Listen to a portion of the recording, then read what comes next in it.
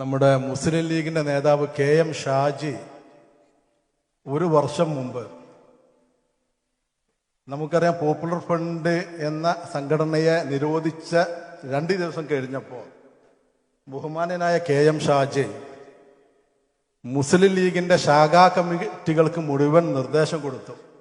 എല്ലാ മുസ്ലിം ലീഗിന്റെ ഓഫീസുകളും തുറന്നിടണം, വാതിലുകളൊക്കെ മലർക്കെ തുറന്നിടണം. കാരണം ഇനി SDPIക്കാർക്ക് രാഷ്ട്രീയ പ്രവർത്തനം നടത്താൻ നിവൃത്തി ഉണ്ടാവില്ല. അതുകൊണ്ട് അവർക്ക് രാഷ്ട്രീയ പ്രവർത്തനം നടത്താനുള്ള നല്ല മനുഷ്യന്മാരാണ് SDPIക്കാർ. അതുകൊണ്ട് അവർക്ക് രാഷ്ട്രീയ പ്രവർത്തനം നടത്താനുള്ള ഒരു വേദി ലീഗ് ഉണ്ടാക്കി കൊടുക്കണം, ലീഗിൽ മെമ്പർഷിപ്പ് കൊടുക്കണം. അതുകൊണ്ട് എല്ലാ പാർട്ടി ഓഫീസും, ലീഗിന്റെ പാർട്ടി ഓഫീസും തുറന്നിടണമെന്ന് പറഞ്ഞിരുന്നു. ഏതാണ്ട് ഒരു വർഷമായി. എന്തായാലും നമ്മുടെ പാർട്ടിയിൽ നിന്ന് ഇവിടുന്ന് അങ്ങോട്ട് ഒരാൾക്കാർ പോയതായിട്ട് ഒരു തെളിവുമില്ല. ഞാൻ മനസ്സിലാക്കുന്നത് തുറന്ന വാതിലിന് അതിൻ്റെ ഉള്ളിലുള്ള ആൾക്കാർ കൂടെ ഇങ്ങോട്ട് വന്നെന്നാണ് ഞാൻ മനസ്സിലാക്കുന്നത്. അതുകൊണ്ട് പ്രിയപ്പെട്ട ലീഗ് നേതാക്കളെ, വേഗം വാതിൽ അടച്ചോളിഞ്ഞ് ബാക്കിയുള്ള ആൾക്കാരും കൂടി ഇങ്ങോട്ടേക്ക് വരും. അതിന് മുമ്പ് അത് അടച്ചിടാൻ നല്ലത്. പലരും വിചാരിച്ചത് ഈ ജനമുന്നേറ്റ യാത്ര കാസർഗോഡ് നിന്ന് തുടങ്ങി കണ്ണൂർ, വയനാട്, കോഴിക്കോട് കഴിഞ്ഞ് മലപ്പുറത്ത് എത്തി. ഇതൊരു ആവേശകരമായ യാത്രയാണ്, ആവേശകരമായ യാത്രയാണ്. പലരും കരുതിയത് ഇതൊരു വിലാപയാത്രയായിരിക്കും എന്നാണ് കരുതിയത്.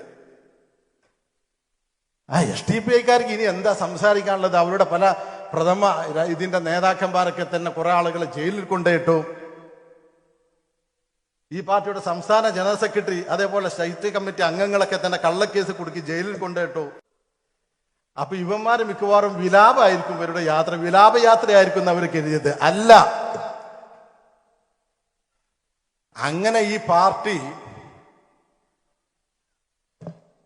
ഈ രാജ്യത്തെ കുറിച്ചല്ലാതെ ഈ പാർട്ടിയെ കുറിച്ച് ഇന്ന് വരെ സംസാരിച്ചില്ല. ഈ പാർട്ടിക്ക് വേണ്ടിയിട്ട് 15 വർഷമായിട്ട് ഈ പാർട്ടിക്ക് വേണ്ടി സംസാരിച്ചിട്ടില്ല, രാജ്യത്തിന് വേണ്ടിയിട്ടേ സംസാരിച്ചിട്ട്. നിങ്ങൾ എന്താ വിചാരിച്ചത്? ഞങ്ങൾ ഈ നേതാക്കന്മാരുടെ ജാമ്യാപേക്ഷയുമായിട്ട് ഈ പാർട്ടിയുടെ അജണ്ട മുഴുവൻ കോടതി വരാന്തയിൽ തീർക്കുന്ന നിങ്ങൾ കരുതിയത്?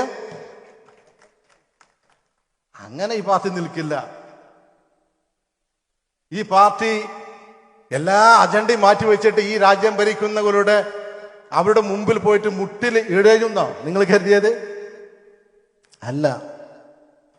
അതുകൊണ്ടാണ് ഞങ്ങൾ ഈ യാത്ര എന്ന് പറയുന്നത് ഒരു ജനമുന്നേറ്റ യാത്രയാക്കിയിട്ട് മാറ്റിയിട്ടുള്ളത്. ഒറ്റ കാര്യം പറയാം, ഫാസിസത്തിന് വളരെ വ്യക്തമായിട്ട് പറഞ്ഞാൽ RSSന് കീഴടങ്ങില്ല.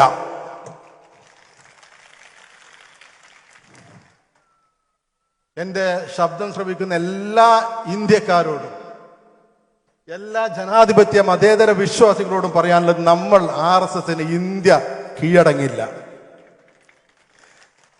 പ്രത്യേകിച്ച് മലബാറിന്റെ പാരമ്പര്യം അതാണ്. 190 വർഷം ഇവിടെ വെളുത്ത സായിപ്പ് 190 വർഷം നിരന്തരമായിട്ട് ഭരിച്ചിട്ടും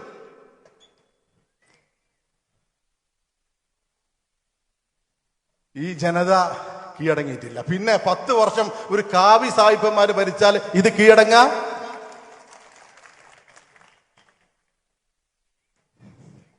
ആ മലബാറിന്റെ പാരമ്പര്യം എന്ന് പറയുന്നത് അത് വളരെ വ്യക്തമായിട്ട് ആ സന്ദേശം മനസ്സിലാക്കേണ്ടത് പാണക്കാട് സാദിഖ് അലി ശിഹാബ് തങ്ങളാന്നുള്ളൊരു അഭിപ്രായം എനിക്കുണ്ട്. നിങ്ങൾ ആലോചിക്കണം, അദ്ദേഹത്തിന്റെ പ്രസംഗം ഇന്നേക്ക് ഏതാണ്ട് 28 ദിവസമായി അദ്ദേഹം ഒരു പ്രസംഗം നടത്തിയിട്ട്.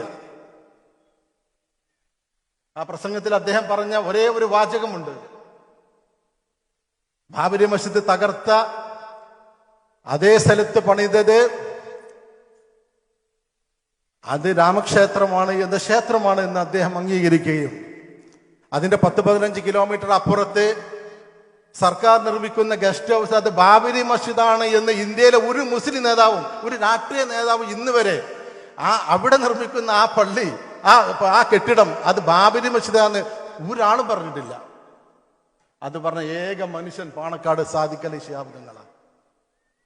മുമ്പൊക്കെ നമ്മളൊക്കെ പറഞ്ഞു കേട്ടിരുന്നത്, പൂക്കോയ തങ്ങളെ കാലം മുതൽ പറഞ്ഞു കേട്ടിരുന്നത്, പാണക്കാട് തങ്ങന്മാര് എല്ലാം ചിന്തിച്ചിട്ടാണ് പറയാറുന്ന, എല്ലാം ചിന്തിച്ചിട്ട് അവര് പറയാറുന്ന.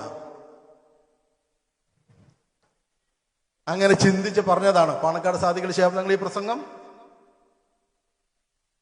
എന്തുകൊണ്ട് ആ തെറ്റ് ഇന്ന് വരെ തങ്ങൾ പാണക്കാട് സാദിഖലി തങ്ങൾ ഇന്ന് വരെ ആ തെറ്റൊന്ന് തിരുത്താൻ ഇന്ന് വരെ സന്നദ്ധമായിട്ടില്ല? ഞങ്ങൾക്ക് തെറ്റ് പറ്റില്ല എന്നുള്ള അഹങ്കാരത്തിൽ നിന്നാണ് ഇന്ന് വരെ. നിങ്ങൾ ആലോചിച്ച് നോക്കണം, ജന്മഭൂമി പത്രം ആ പ്രസംഗം അതിനനുകൂലിച്ചുകൊണ്ട് മുഖപ്രസംഗം എഴുതുമ്പോ RSS കേരളം എന്നുള്ള RSSന്റെ ഒഫീഷ്യൽ ഫേസ്ബുക്ക് പേജില് പാണക്കാട് തങ്ങളുടെ ആ പ്രസംഗം ഇപ്പോഴും വൈറലായി ഓടിക്കൊണ്ടിരിക്കുമ്പോൾ അപ്പോഴെങ്കിലും ഈ തങ്ങന്മാർക്ക് മനസ്സിലാക്കേണ്ട, ശത്രു ഞങ്ങൾ അഭിനന്ദിക്കുന്നുണ്ടെങ്കിൽ ഇതിലെന്തോ ഒരു തകരാറ് ഞങ്ങൾക്ക് വന്നിട്ടുണ്ട് എന്ന് പോലും മനസ്സിലാക്കാനുള്ള ഔചിത്യബോധം ഈ 28 ദിവസമായിട്ടും അദ്ദേഹം കാണിച്ചിട്ടില്ല. അതുകൊണ്ട് പറയാനുള്ളത്, ഈ തങ്ങളെ ബാധിച്ചിട്ടുള്ള ഈ RSS ബാധ ഒഴിപ്പിക്കുക എന്നുള്ളത് ഈ മലബാറിലെ ജനങ്ങളുടെ വലിയ കർത്തവ്യമായിട്ട് മാറിയിട്ടുണ്ട്.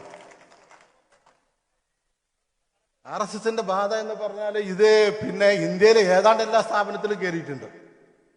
ED-യിൽ കയറിയിട്ടുണ്ട്, ഇൻകം ടാക്സ് ഡിപ്പാർട്ട്മെന്റിൽ കയറിയിട്ടുണ്ട്, NIA-യിൽ കയറിയിട്ടുണ്ട്, പല സ്ഥാപനങ്ങളിലും RSS ബാധ കയറി. പക്ഷെ ഇന്ത്യയിൽ ഒരു സ്വകാര്യ വ്യക്തിയുടെ മേലെ കയറിയിട്ട് RSS ബാധ കയറിയിട്ടുള്ള ഏക ആള് പാണക്കാട് സാദിഖലി തങ്ങളാ. വളരെ പെട്ടെന്ന് കയറാൻ പറ്റുന്ന ഒരു ശരീരമാണ് കേട്ടോ. ഞാൻ അതും പറഞ്ഞത്, ഞാൻ ആ നിലക്ക് പറയാം. അത് സൗമ്യനായത് കൊണ്ടാണ്, വേറെ സംഗതി വളരെ സൗമ്യനാണെന്ന് അദ്ദേഹം തന്നെ അവരൊക്കെ തന്നെ പറയാം. ഓണം വന്നിട്ടുണ്ടെങ്കിൽ മാവേലി തമ്പുരാന്റെ ബാധയാണ് അപ്പൊ കയറുക. അപ്പോ ഒരു ഓണപ്പാട്ടൊക്കെ, അപ്പൊ ഒരു ഓണപ്പാട്ട് വരും. ഞങ്ങൾ ഓണപ്പാട്ട് പാടുന്നതിന് എതിരല്ല കേട്ടോ. ക്രിസ്മസിന്റെ സമയം വന്നാൽ പിന്നെ വരുന്നത് സാന്താക്രോസിന്റെ ബാധയാണ് കയറുക. ആ നേരത്ത് കയറുക. ഇപ്പൊ അതാ കുറച്ച് ദിവസമായിട്ട് വേറെ ജിന്നാണ്, കാളി ജിന്നാണ്. ഇപ്പൊ അതാ കുറച്ച് ദിവസം ആ കന്തൂറൊക്കെ ഇട്ടിട്ട് നിങ്ങൾ കണ്ടല്ലോ, ഇപ്പൊ കയറിയിരിക്കുന്നത് കാളി ജിന്ന. ഞങ്ങള് ഇവിടെ ഓണപ്പാട്ട് പാടുന്നതിനോ അല്ലെങ്കിൽ ക്രിസ്മസ് കേക്ക് മുറിക്കുന്നത് BJPയുടെ സംഘപരിവാർ നേതാവിന്റെ K. സുരേന്ദ്രന്റെ കൂടെ ക്രിസ്മസ് കേക്ക് മുറിക്കുന്നതിന്റെ രാഷ്ട്രീയത്തെയാണ് ഞങ്ങൾ ചോദ്യം ചെയ്യുന്നത്. ഓണപ്പാട്ട് പാടുന്നത് ഞങ്ങൾ, പക്ഷെ കാളിയാണ്, അതാ പ്രശ്നം. ഈ രണ്ടും കൂടി നടക്കൂല എന്ന് ഞങ്ങൾ പറയുന്നു. രണ്ടും കൂടി നടക്കൂല. അല്ലെങ്കിൽ മുസ്ലിം യുവാക്കള് വഴിതെറ്റിപ്പോകുന്നൊക്കെ ആശങ്കപ്പെടുന്ന മത നേതാക്കളുള്ള മത പണ്ഡിതന്മാരൊക്കെയുള്ള നേരാണ്. പഴയ കാലത്തൊക്കെ പറഞ്ഞിരുന്നത്, ഉസ്താദ് നിന്ന് മൂത്രമൊഴിച്ചാൽ ശിഷ്യന്മാരെ നടന്ന് മൂത്രമൊഴിക്കുക. ഇതിപ്പോ ഈ പറയുന്ന മനുഷ്യൻ നടന്നതിന്റെ മൂത്രമൊഴിച്ചാൽ ബാക്കിയുള്ള ആൾക്കാർ എന്ത് ചെയ്യും? അതുകൊണ്ട് വളരെ അപകടകരമായ ഈ സമീപനത്തിൽ നിന്ന് അദ്ദേഹം പിൻവാങ്ങണമെന്ന് പറയാണ്. പ്രത്യേകിച്ച് പൊന്നാനിക്കാരുണ്ടെങ്കിൽ നിങ്ങൾ ആലോചിച്ചോളൂ, ഈ പ്രസംഗമൊക്കെ കേട്ടിട്ടും ഇത് മതേതരത്വത്തിന്റെ അതാ പറയുന്നത്, അയോധ്യയിൽ ഈ രണ്ട് കെട്ടിടങ്ങൾ മതേതരത്വത്തിന്റെ പ്രതീകമാണെന്ന് തങ്ങളൊക്കെ ഇങ്ങനെ പ്രസംഗിച്ചിട്ടും, വളരെ അപകടകരമായ പ്രസ്താവന കേട്ടോ. അത് പ്രസംഗിച്ചിട്ടും RSS ഒതുങ്ങിയില്ല. RSS അവസാനം മലപ്പുറത്തെത്തിയിരിക്കുന്നു. പൊന്നാനിയിലെ പള്ളി, അതിന്റെ താഴെ ക്ഷേത്രമായിരുന്നു. 22 വർഷം മുമ്പ് ഞാൻ ആ ക്ഷേത്രം കണ്ടു എന്ന് ഒരു RSSകാരൻ എഴുതിയപ്പോഴേക്കും അവിടെ മസ്ജിദിന്റെ പണി നിർത്തിവെച്ചിരിക്കുന്നു. എനിക്ക് പൊന്നാനിക്കാരോട് പ്രത്യേകിച്ച് പറയാനുള്ളത്, മൗനത്തിൽ ഇസ്ലാം സഭയുടെ കീഴിലാണ് ആ പള്ളി കേട്ടോ. അതിന് പ്രസിഡന്റ് പാണക്കാട് സാദിഖലി ശിഹാബ് തങ്ങളാണ്. നല്ല സൗഹാർദ്ദത്തിന്റെ പൂത്തിരങ്ങാൻ അദ്ദേഹം കത്തിച്ചിട്ട് അവിടെ ആ പള്ളി പൊളിക്കാനുള്ള സാധ്യത ഉണ്ട്. അത് ശ്രദ്ധിക്കണം. ഇതൊക്കെ ഞങ്ങൾ പറയുമ്പോൾ എന്നാ പിന്നെ നിങ്ങൾക്ക് എന്തെങ്കിലും ചെയ്യാൻ പറ്റുമെന്ന ഒറ്റ ചോദ്യം. പിന്നെ അതാണ്, നിങ്ങൾ പോയിട്ട് സംരക്ഷിക്കും.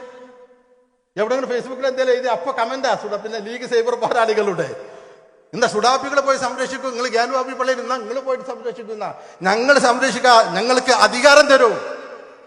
അതല്ല വേണ്ടത്. നിങ്ങൾ അടുത്ത ലോക്സഭാ തെരഞ്ഞെടുപ്പിൽ നിങ്ങൾ മത്സരിക്കാൻ പാടില്ല. ഞങ്ങൾക്ക് അധികാരം തരണം.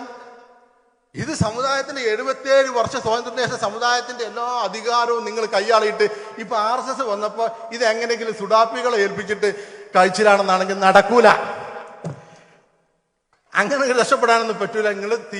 നിങ്ങൾ പറയണം, ഞങ്ങൾ ഇവർക്ക് മുമ്പിൽ ഞങ്ങൾ പരാജയപ്പെട്ടു, ഞങ്ങളുടെ നയം, ഞങ്ങളുടെ തീരുമാനം ശരിയല്ലായിരുന്നു, ഞങ്ങളുടെ പോളിസി ശരിയല്ലായിരുന്നു, നിങ്ങൾ സമ്മതിച്ചിട്ട് ഈ രംഗം വിടാൻ തയ്യാറാണോ? അപ്പൊ സുഡാപ്പികള് STP